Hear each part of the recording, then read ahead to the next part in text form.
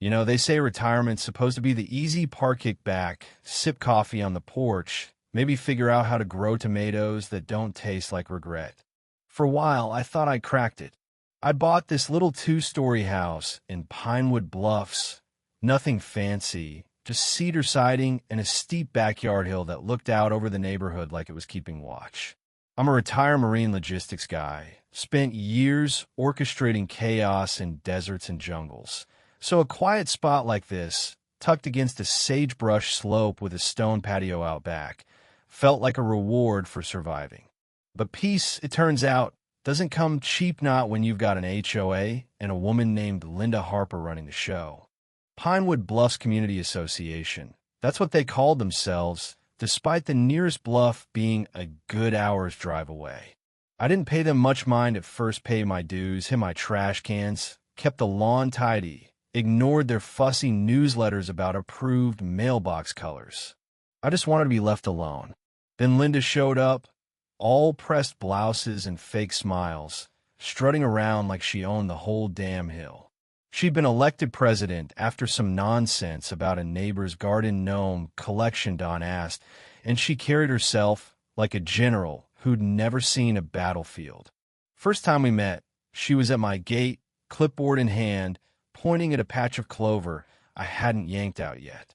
"This violates Section 4.2 of the Pinewood Aesthetic Code," she said, voice sharp as a paper cut. I chuckled, thinking she was pulling my leg. She wasn't. A week later, a $50 fine landed in my mailbox. That's when I knew Linda Harper wasn't just annoying, she was trouble. It started small fines for a crooked fence post, a warning about my porch light being too rustic. But then Linda rolled out her grand plan, the Pinewood Enhancement Project. New flower beds, fancy walking trails, even a stupid fountain nobody asked for. The board, packed with her cronies, rubber-stamped it all. I stayed out of it, seen enough power trips in my time to know better than to poke a beehive. But one morning in March, I'm out back with my coffee, listening to the sparrows, when I hear this god-awful beeping.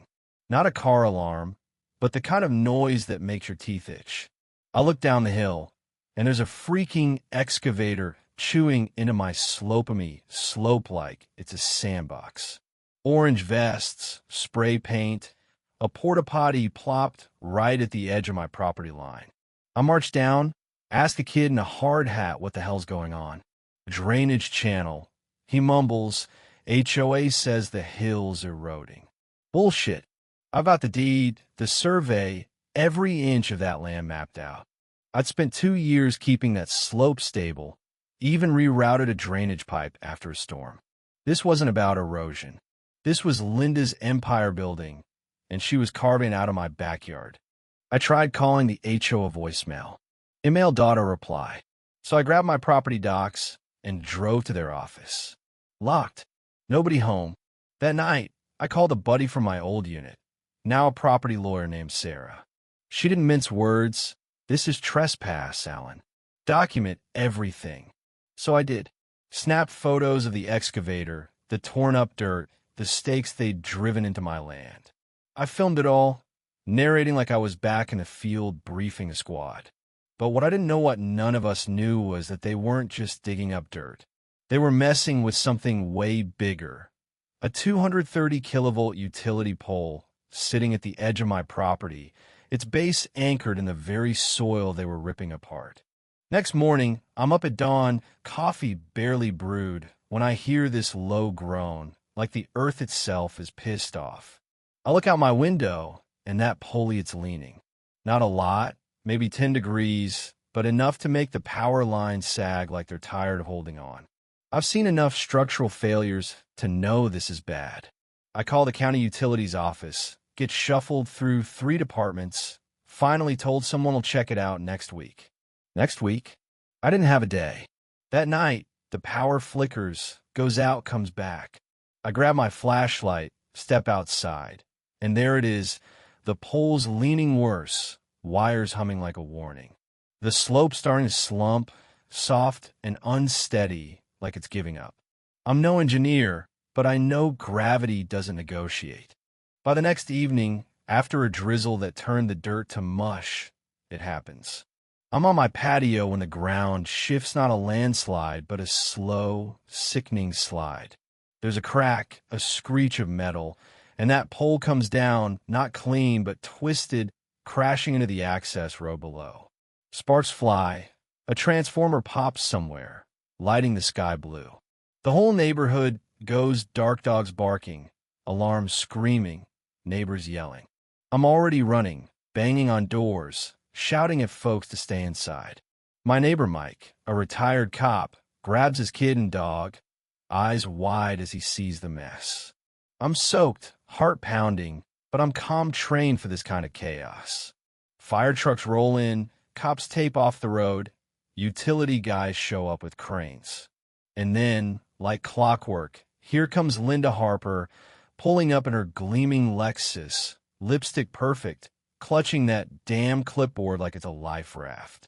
She's yelling at a utility worker, waving her arms, trying to spin this as a storm-related incident. I'm standing there, dripping wet, watching her flail. A supervisor cuts her off cold. "Did you notify us before digging near a high-voltage line?" Linda stammers, "I thought it was outside the radius." He shuts her down. "You thought wrong. This could have killed someone." The crowd of neighbors, huddled across the street, stops whispering about the outage and starts staring at her. For the first time, Linda's not in control, and she knows it. The next day, I get a letter from the HOA hand-delivered, no less accusing me of obstructing community operations and threatening fines, maybe even a lawsuit. I laugh, so hard I nearly spill my coffee. Obstructing? I'm the one who called 911 while they played Dirt Pirates on my land. I pin the letter to my bulletin board, right under a sticky note that says "Save everything." Then I dig deeper. I've got this old blueprint from my father-in-law, a surveyor who worked on Pinewood Bluffs back in '81. It's detailed contour lines, soil notes, and a big red warning. Private slope, no grading without owner consent. I cross-check it with the HOA's updated map filed for their enhancement project. It's a fake shifted my property line 20 feet. No license, no engineer's stamp, just Linda's signature and a board vote nobody remembers. It's not just trespass. It's fraud. I take it to the county clerk, who squints at the documents and says, "This is going to stir some shit." She's not wrong. By midweek, city inspectors are crawling over my hill, comparing my blueprint to their records. One of them, a sharp woman named Claire, tells me, "This excavation was a disaster waiting to happen. They didn't just break rules, they broke physics." Meanwhile, Linda's still trying to save face, showing up with a slick lawyer who looks like he charges by the syllable. She corners me on the slope, voice syrupy but sharp. "Alan, let's settle this quietly." I smirk. "Quietly? Like your backhoe at 6 a.m.? Pass." Her lawyer jumps in, mentioning precautionary legal action. I point at the collapse pole, still tangled in netting. "That's your legal action, pal. Good luck." Then the city council calls a hearing, and it's showtime. The room's packed, neighbors, reporters, even a county official who looks like he'd rather be fishing. I walk in with my folder, no lawyer, just facts. I show them the blueprint, the fake map, the engineer's report calling the HOA's work gross negligence. I play my video of the leaning pole, time-stamped an hour before it fell. "This wasn't a storm," I say, staring at Linda. "This was you." She tries to interrupt, but I hold up a 1982 covenant, signed by the original developer, stating the slope's mine always has been. The HOA's claim? A lie. The room's so quiet you can hear Linda's pen shaking. Then the neighbors start talking. Old Mrs. Carter, who's lived here since the '80s, stands up, voice soft but firm. "Linda fined me for my birdhouse," said it clashed with the aesthetic. I was scared to fight back. Another guy, Tom, says he got a lean threat over a shed. One by one, they spill fines, harassment, secret votes. Linda's face goes red, then white. The council drops the hammer. HOA project suspended. Board members benched. Linda barred from leadership. She walks out, lawyer trailing, looking like a deflated balloon. The aftermath is surreal. Linda resigns. Her house goes quiet, curtains drawn. The neighborhood feels lighter, like we've all exhaled. People start putting up porch decorations again, flags, planters, even a tacky gnome. I get invited to barbecues, thanked by strangers. The city asked me to join a task force on HOA reform, and I say yes, not for glory, but because I've seen what happens when power goes unchecked.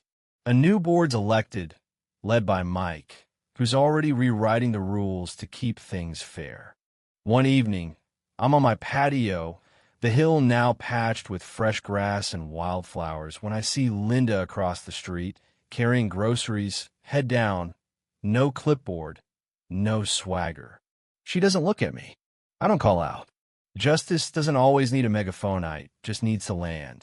Later, I find a note in my mailbox, and signed, "You gave us our homes back. Thank you." I tuck it away, next to my wife's old photo, and sip my whiskey, watching the valley lights flicker on. But here's the thing: Linda's gone. But the system that let her run wild, it's still out there.